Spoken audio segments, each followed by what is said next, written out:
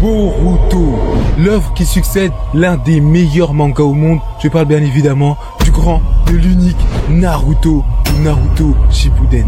Le manga, qui a été énormément aimé par son public, n'a pas eu le même succès avec son anime. En effet, ce dernier est énormément critiqué et détesté en grande partie pour ses innombrables hors-série. Cependant les gars, oui, parmi toute cette vague de haters, il existe dans ce bas monde des gens qui pensent que l'anime est tout simplement incroyable. Et oui, j'en fais partie. C'est d'ailleurs cette raison qui me pousse à faire cette vidéo qui a pour but de vous faire prendre conscience que non, cet anime n'est pas aussi nul que ça, mais qu'au contraire, il s'agit d'une masterclass.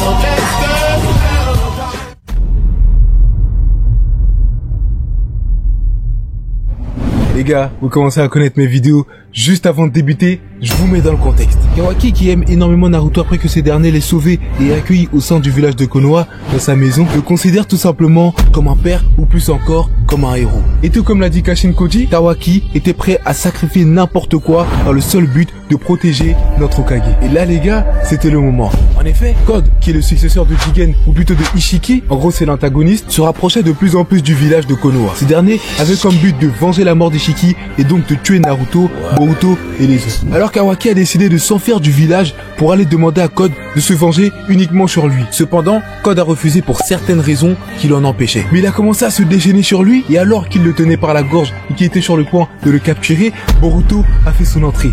Et donc les gars, à partir de maintenant, je peux commencer la vidéo.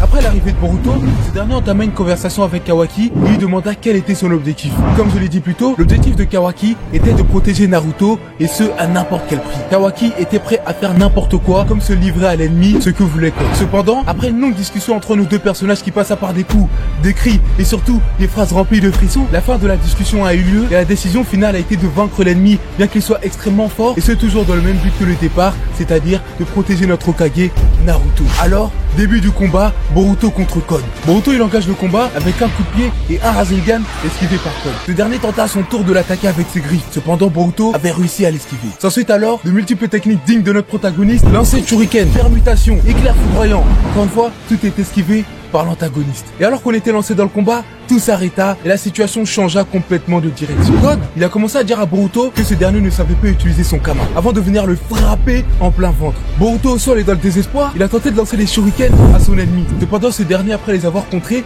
est venu lui donner un coup de pied dans le but de le pousser à s'éveiller et à montrer ses vraies capacités. Ce qui a eu l'effet inverse, vu que Boruto n'arrivait plus à se lever. À ce moment-là, les gars, on se posait tous la même question. Était-ce déjà fini? Boruto qui n'arrivait plus à se lever, avait-il vraiment perdu? J'avoue, moi, personnellement, les gars, je savais que Boruto allait nous proposer une masterclass. Je savais. Et mesdames et messieurs, j'avais tout simplement raison. Alors que Code était en train de faire sa leçon sur le kama et qu'il était sur le point d'écraser Boruto, ce dernier avait disparu. Et où il était? Avait-il fui le combat? Non! Boruto était tout simplement en train de s'éveiller, les gars! Il était tout simplement en train d'assister au premier power-up de Boruto dans cette vidéo. Premier, car effectivement, ce ne sera pas le dernier.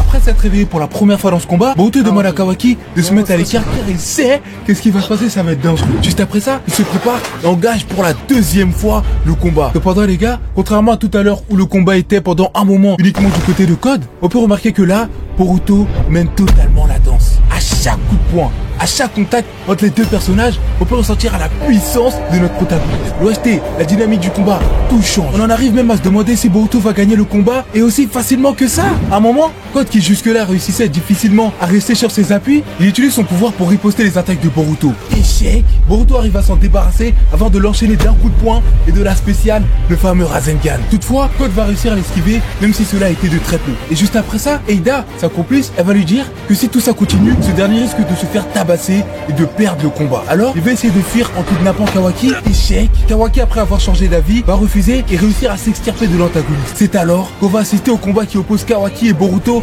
contre Code. Kawaki lance sa première attaque, suivi de Boruto. Les deux vont tout simplement nous proposer du taijutsu comme on aime. Code qui réplique à son tour, mais qui est repoussé par des Rasengan furtifs de Boruto. Alors que le combat était en train d'atteindre une toute autre dimension, tout s'arrêta encore une fois. Et ce, parce que Boruto était en train de faire un malaise.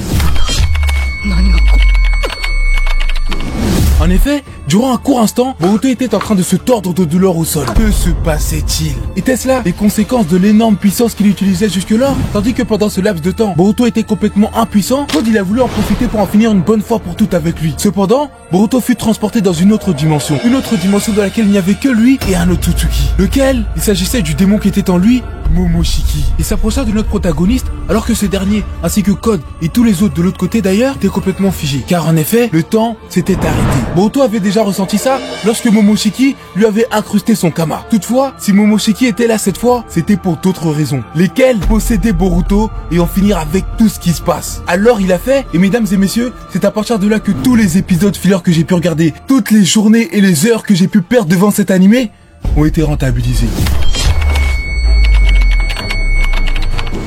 Tout redevient normal, ou devrais-je dire tout, sauf notre protagoniste. En effet, Boruto n'était plus Boruto, mais plutôt Borushiki. Mais qui est Borushiki? C'est tout simplement le résultat de la fusion entre l'ange, ou plutôt le démon Momoshiki, et le jeune prodige Boruto. Code, après l'avoir compris, a à peine pu dire son nom que ce dernier lui a lancé un méga orbe tourbillonnant. La puissance de cet être était tout simplement supérieure à celle de l'humain. Et ça, c'est ce qu'il allait nous faire comprendre. Code avait réussi à esquiver l'énorme Rasengan en pensant que ce serait le dernier. Alors, il affirma que cette puissance surpassait de loin celle de tout à l'heure, en disant par la suite qu'il comprenait pourquoi Boro ne faisait tout simplement pas le poids face à lui. Borushiki lui a alors répondu d'un air hautain, toi non plus, et tu vas tout de suite le constater, avant de lui envoyer un deuxième méga Rasengan. Code avait réussi à l'esquiver, et comme on dit les gars, jamais 2 sans 3. Alors un troisième pour la route, esquivé encore une fois de peu par l'antagoniste. Pendant que Code était en train de s'éloigner de son adversaire, Eida est intervenu une deuxième fois, cette fois-ci pour lui dire qu'il était temps de se retirer et que même si Code avait plusieurs vies, ce dernier ne réussirait jamais à le surpasser. Il a alors voulu utiliser Kawaki comme bouclier pour s'échapper,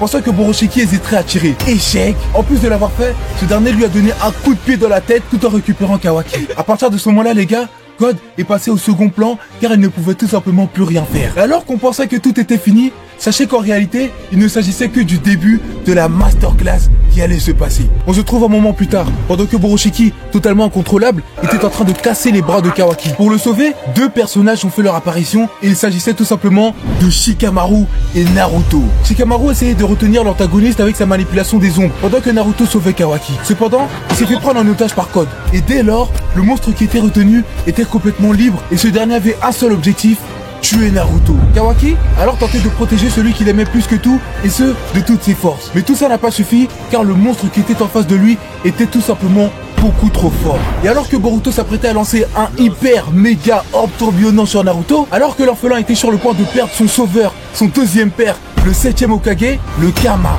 Oui, le Kama de Kawaki s'est réactivé. Et par conséquent, Kawaki a pu retrouver tous ses pouvoirs et sauver Naruto en absorbant le Rasengan. Pouf!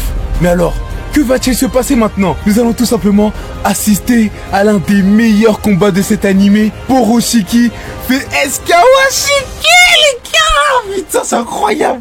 La tête de Mom, c'est incroyable! Désolé les gars, je me suis emporté. Bref. Ça y est, ça commence. D'un côté, Kawashiki possédant les pouvoirs d'Ishiki, de l'autre, Boruto possédant les pouvoirs de Momoshiki. L'un veut protéger celui qu'il aime le plus au monde, l'autre veut le tuer. Ceux qui étaient jusque-lors considérés comme des frères sont aujourd'hui ennemis. Kawashiki prend vite l'avantage à l'aide de son pouvoir. Il lance des bâtons, encore et encore des bâtons, esquivés par Borushiki. Puis des cubes, des énormes cubes provenant d'une autre dimension. Encore une fois, esquivés par Borushiki. Pour répliquer, ce dernier tenta une attaque avec un Rasengan, ce qui a été absorbé par Kawaki. Après une démonstration de leur pouvoir, les deux vont en venir au taijutsu. Borushiki va lancer l'assaut, et ce dernier est tellement rapide qu'on croirait qu'il se téléporte. Mais ce n'est pas le cas de Kawashiki, qui parviendra à accomplir sa première attaque avant que l'anime nous propose une scène digne du successeur du chef-d'œuvre qu'est Naruto. En effet, à chaque coup donné, des flashbacks. Oui, des flashbacks du combat qui opposait Naruto à Sasuke viennent à l'esprit des plus attentifs. L'animation durant ce combat est tout simplement magnifique. Mais pas que, ce combat lui-même est tout simplement légendaire. Après que Sasuke... Pardon. Putain, je suis pas crédible. Kawaki est utilisé le katon, ces échanges de coups vont prendre fin, ou du moins sur le sol. Les deux vont continuer leur combat, mais cette fois en hauteur. Boruto va prendre l'avantage, puis ce sera le tour de Kawaki. Le combat va de plus en plus s'accélérer. L'intensité, la précision des coups, les esquives. En regardant le combat d'une autre approche, comment est-il possible de croire que ces deux ninjas ne sont même pas Chunin? Comment est-il possible de dire que cet animé est nul? Oui, je mélange tout, mais le manga, bien qu'incroyable selon certains, n'arriverait jamais à me procurer les émotions que m'a fait cet animé à ce moment-là. Revenons au combat. Boruto prend plus de hauteur, jusqu'à ce qu'une étoile suivie d'une aura bleue ne soit que visible de lui. Il revient, chargeant dans ses mains son attaque, Kawaki faisant de même. L'explosion qui a suivi part d'elle-même sur la puissance de ces deux personnages. Puis après de multiples tentatives, Kawaki va enfin réussir à avoir son adversaire. Néanmoins, sauvé de peu par celui qu'il essayait de protéger. Car certes, pour ce qui est un démon, mais en lui réside toujours le fils du 7e Hokage, le fils de Naruto. Pendant un petit moment, Naruto et Kawaki vont débattre. Le père veut épargner son fils, le fils adoptif veut le tuer, et ce, pour pouvoir assurer la vie du Hokage. Après un long débat, le protagoniste va se réveiller. En effet, il ne s'agit plus de Boroshiki, mais de Boruto qui reprend conscience pendant de brefs moments. Contrairement à ce que l'on pouvait penser, Boruto fait d'accord avec Kawaki. Il est temps d'en finir avec le démon qui est en lui, même si pour cela, il faut le tuer. Boruto va leur propulser son père contestant ce choix. Puis, Kawaki va le faire. Incité par son frère, Kawaki va tuer Boruto. Ça y est, c'est fini. Une histoire a pris fin. Celle du fils du plus grand des héros. Ou pas. Pendant que Naruto pleurait sur le cadavre sans vie de son fils, Boruto était quelque part d'autre. Tout ça, dans l'autre dimension, avec Momoshiki. Hein? Si Boruto meurt, Momoshiki meurt aussi. Il est hors de question de mourir pour ce dernier. Alors, il va fusionner avec notre protagoniste, et ce dernier, contre toute attente, va rester en vie. Mais maintenant, la question qu'on se pose, c'est que va-t-il se passer par la suite? Et ça, les gars, nous le saurons dans les prochains épisodes. Pour conclure, les gars, j'ai qu'une seule chose à vous dire. Continuez Boruto, car vous n'êtes pas prêts pour ce qui va se passer. En effet, c'est vrai qu'il y a beaucoup d'inséries dans cet animé, certains qui sont bien, d'autres qui sont vraiment nuls, mais sachez une chose les gars, c'est que quand cet animé adapte les vraies pages du manga, quand cet animé est dans le vif du sujet, c'est juste une masterclass. Bref, j'espère que vous avez aimé cette vidéo les gars. N'hésitez pas à liker aux 200 likes. Je vous fais une partie 2 de cette vidéo avec la transformation de Boruto en mode Baryon. Donc voilà, n'hésitez pas à liker. N'hésitez pas aussi à commenter, à me dire qu'est-ce que vous avez pensé de cette vidéo ou de l'animé, si vous comptez le reprendre ou pas. Et surtout les gars, n'hésitez pas à vous abonner. Voilà, on est bientôt 2000. Merci beaucoup d'avoir regardé cette vidéo et à plus.